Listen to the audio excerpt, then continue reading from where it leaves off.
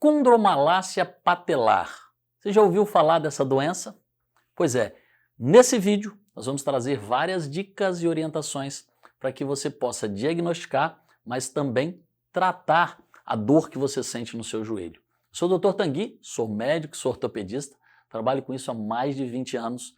Se você não se inscreveu ainda, se inscreve agora no canal, deixa o seu like e compartilha esse vídeo com quem você acha que precisa dessas informações, porque aqui no canal é muita informação, muita dica para que você possa viver cada dia melhor, para que você possa ter cada dia mais saúde. Condromalácia patelar. O que é esse nome complicado? Condro vem de cartilagem, malácia, amolecimento. Então é um amolecimento que existe na cartilagem da patela. Vocês sabem o que é patela? Patela é aquele ossinho que a gente tem na frente do joelho, que a gente também chamava ele antigamente de rótula. Pois é, rótula e patela então é a mesma coisa. O nosso joelho ele é composto praticamente de 4 ossos.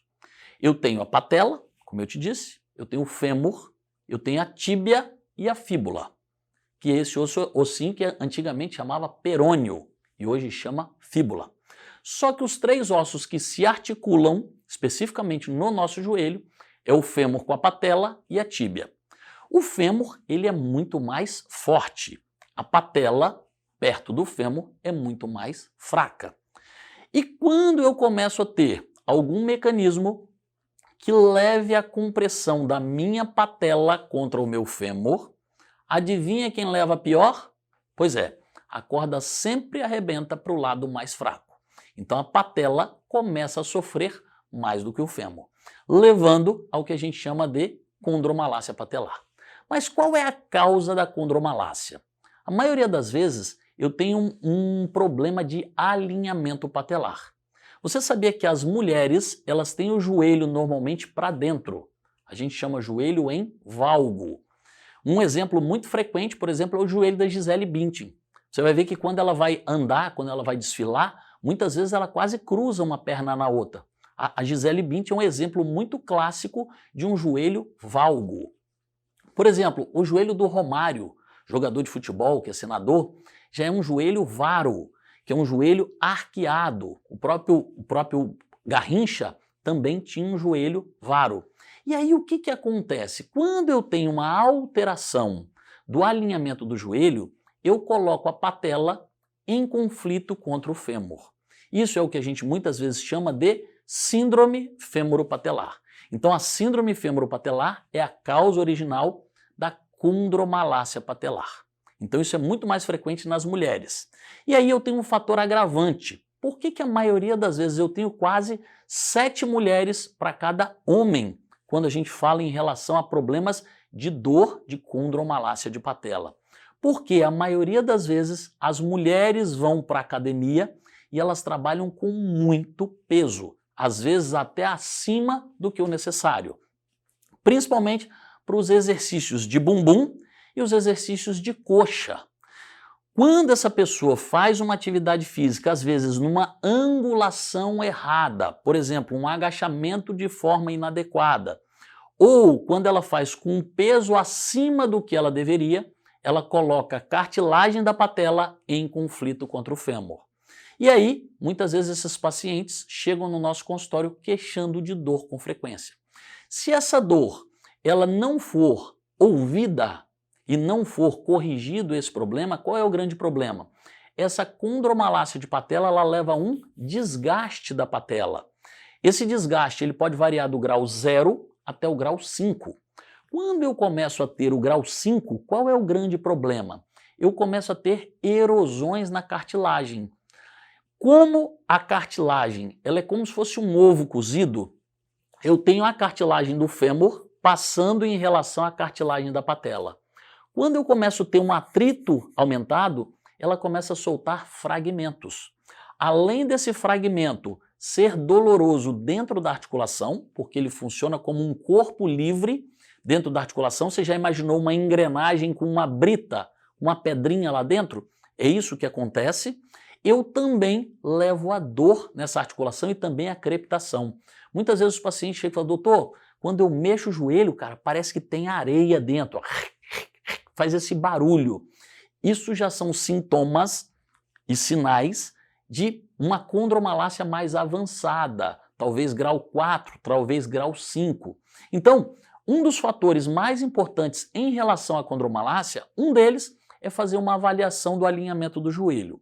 2, ter uma atividade física compensada e regular, nem de mais, nem de menos, sempre com acompanhamento, gente, isso é muito importante. Um professor de educação física para que possa te orientar em qual ângulo fazer o agachamento, em qual ângulo, em qual peso adequado que você vai utilizar. Quando a gente tem acompanhamento, isso é muito importante.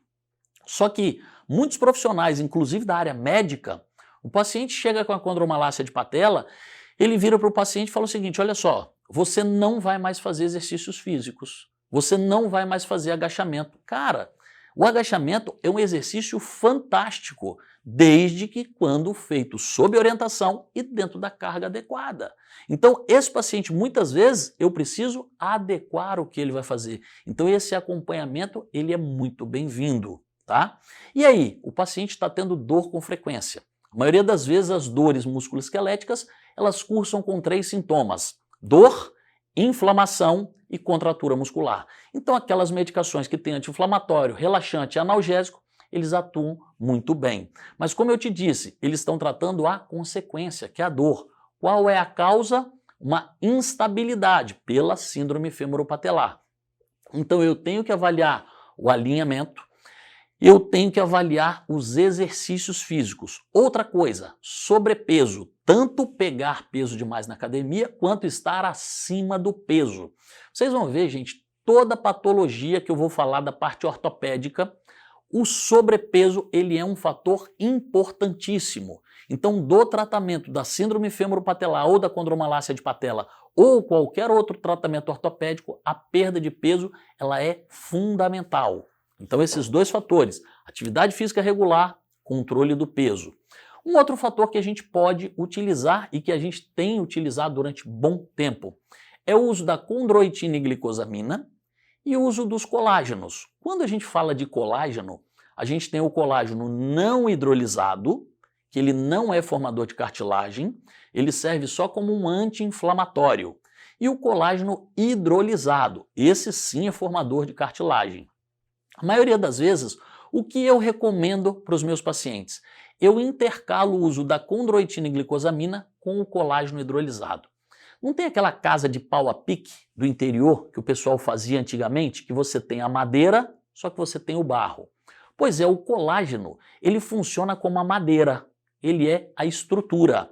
Só que a condroitina e glicosamina, elas ajudam na formação do barro, da cartilagem. Então, todos 2 eles atuam de forma a estimular a produção de colágeno, de ácido hialurônico, pelo nosso condrócito, a célula da cartilagem.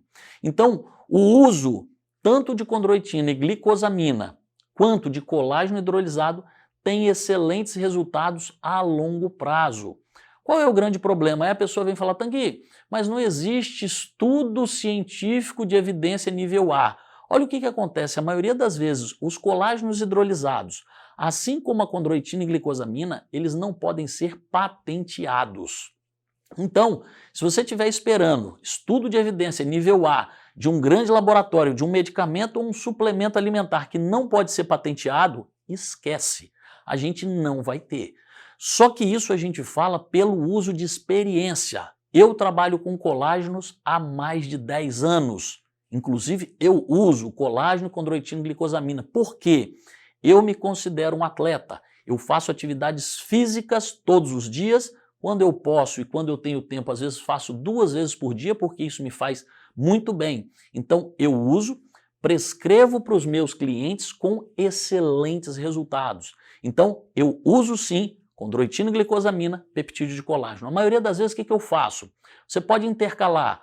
Um dia usa condroitina, no outro peptídeo de colágeno. Um dia condroitina e glicosamina, no outro peptídeo de colágeno. Ou eu posso usar durante um mês condroitina e glicosamina, no outro peptídeo de colágeno. Por quê?